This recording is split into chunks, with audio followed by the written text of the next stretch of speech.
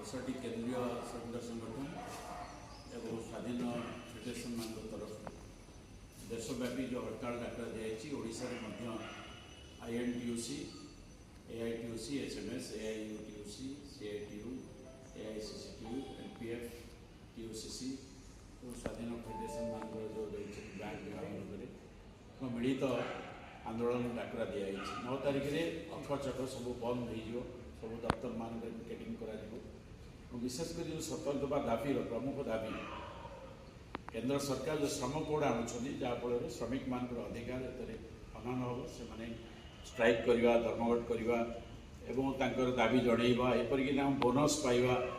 सब घटना को लेकिन गोटे क्रिमिनाल सजई देवाई ये सरकार चिंता कर मोदी सरकार एवं सी जदि विड्र न करती लेवल बोर्ड को आगामी दिन में ये आंदोलन आहरी व्यापक कर